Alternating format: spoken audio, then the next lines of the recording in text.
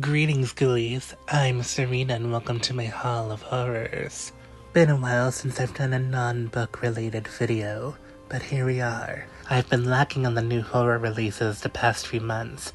I've been wanting to watch them, but I just never got around to it. So I thought I would make a video watching and ranking a bunch of new releases and telling you my thoughts on them. By new releases, I mean horror movies that have come out within the past couple months to a year ago. I started making this video back in late May. When I say started making this video, I mean watching these movies, and I've only taken so long to complete it because I've been waiting for Obsession to come out on VOD.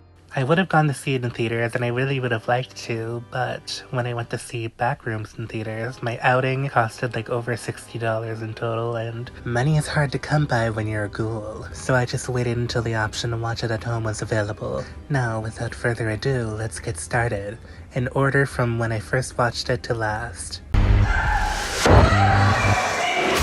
It is the attention economy, and baby,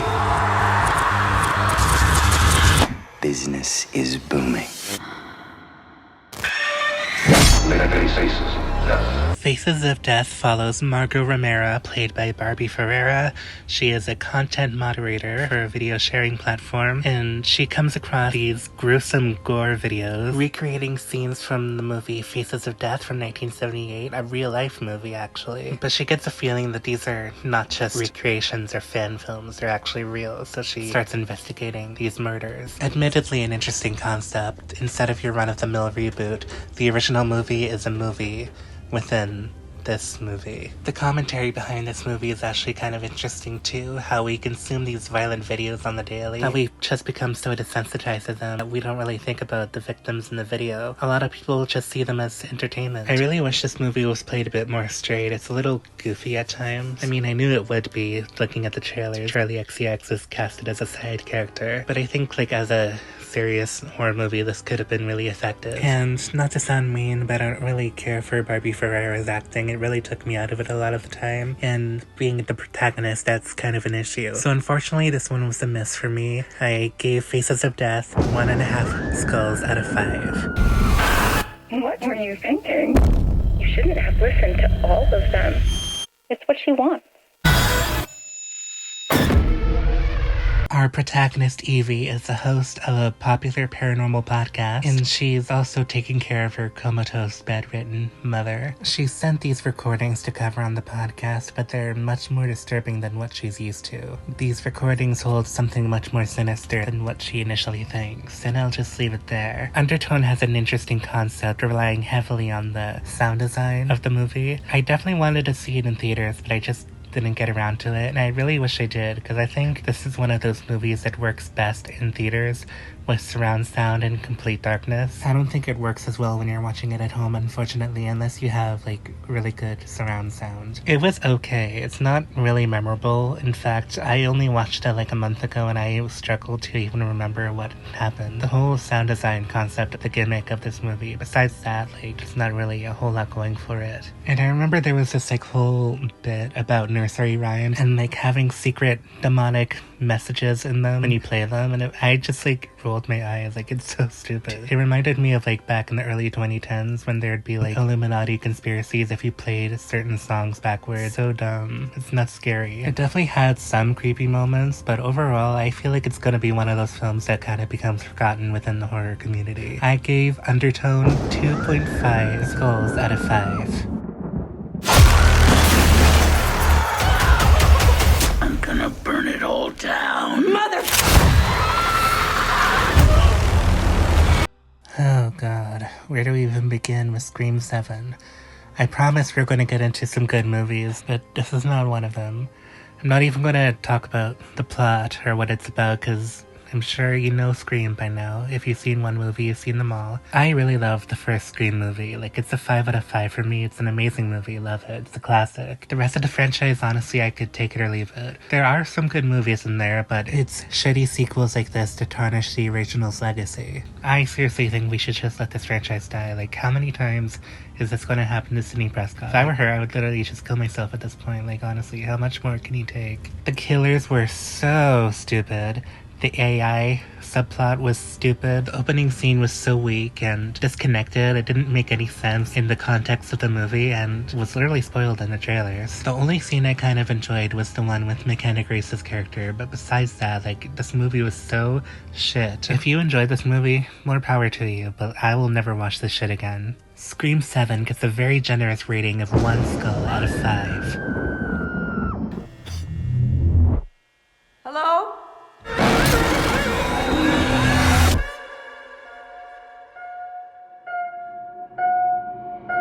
YouTuber now director Kane Parsons turns his viral internet horror series into a full-length feature film. I wasn't a consistent follower of the Backrooms, but I've watched enough videos and stuff to kind of get the gist of what was going on. And as a YouTuber myself, I've been making YouTube videos for over a decade.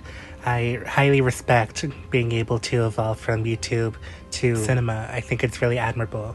Backrooms is really hard to describe. It's kind of one of those if you know, you know kind of things. I would say it's more unsettling than it is scary, and to me, there is a difference between the two. Felt very uncomfortable in the best way while watching that movie. I was admittedly skeptical about how they were going to adapt such a simple concept into a full-length movie, but they did it really well. Very unnerving and effective. I do wish we kind of got to explore a bit more of the Backrooms. If there were any plans for future installments, I would definitely be interested to see it. I gave Backrooms 3.5 skulls out of 5.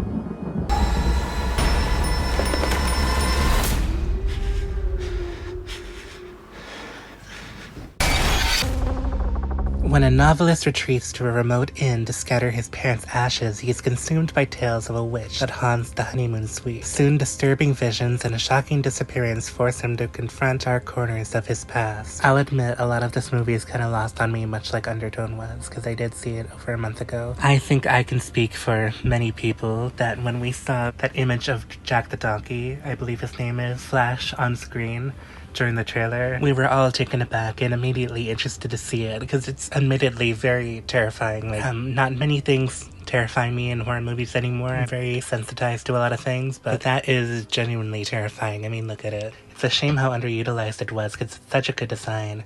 I believe it only has like a minute screen time at most. But yeah, it's fine from what I remember. I do have a really bad memory, but when a movie is good, it really sticks with me and I remember everything, so take that with what you will, I guess. I gave Hokum 2.5 skulls out of 5. Billy, wake up! You'll be okay.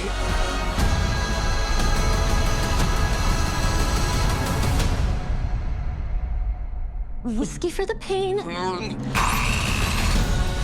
Years into their relationship, Tim and Millie find themselves at a crossroads when they move to the countryside, abandoning all that is familiar in their lives except each other. With tensions already flaring, a nightmarish encounter with a mysterious, unnatural force threatens to corrupt their lives, their love, and their flesh. To me, this story was definitely an allegory for toxic reliance in relationships. Knowing that this person is not good for you and you should probably break it off, but you become so used to them and so reliant on them that it like physically hurts to be away from them. Such a creative way to tell this sort of story, and it's so effective. I really, really love this. Definitely some body horror aspects if you're into that sort of thing. It was a little darkly comedic at times too. I'm not like the biggest fan of comedy and horror. It like very rarely works for me. Like only on very rare occasions does it work for me. A lot of the comedy in this movie didn't really work for me personally, but it wasn't egregious to the point where it became distracting. I can overlook it, like it's fine. Not to say like I don't like any comedy and horror. I do think like it's fine,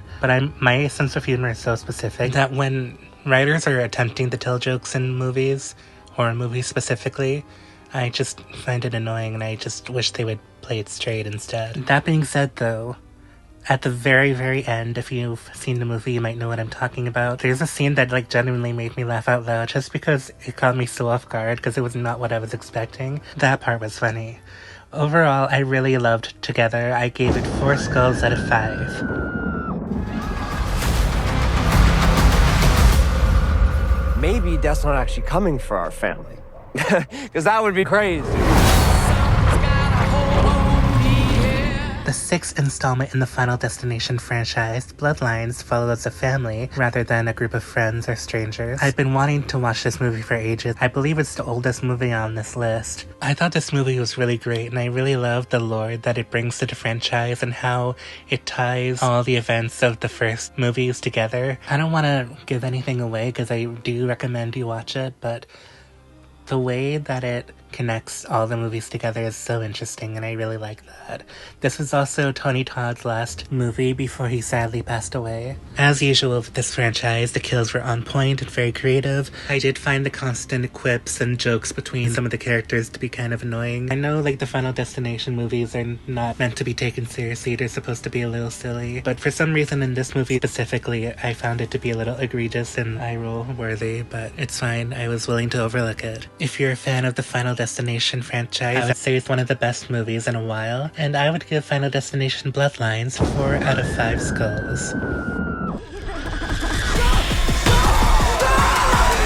I love you.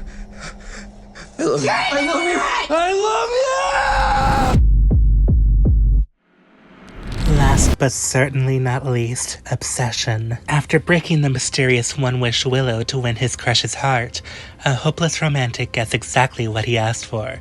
However, he soon discovers that some desires come at a dark and sinister price. Obsession is the newest spin on the whole monkey's paw, be careful what you wish for type story. Other types of media has covered this type of story before, but the way Obsession tackles it is so unique and scary. Instead of, wouldn't it be creepy if this person was overly obsessed with you?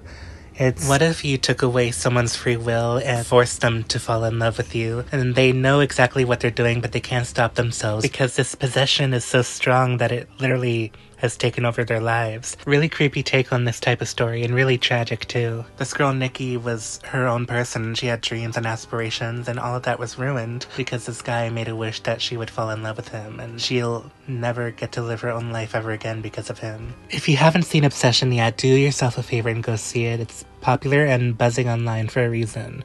I also think the One-Wish Willow makes for a really interesting concept, and I'd be interested to see what other ideas the filmmakers would have with that sort of idea. Naturally, I give Obsession 5 skulls out of 5.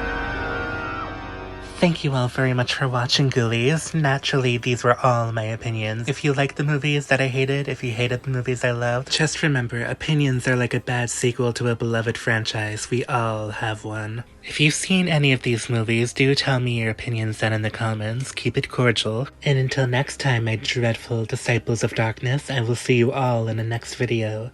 Farewell.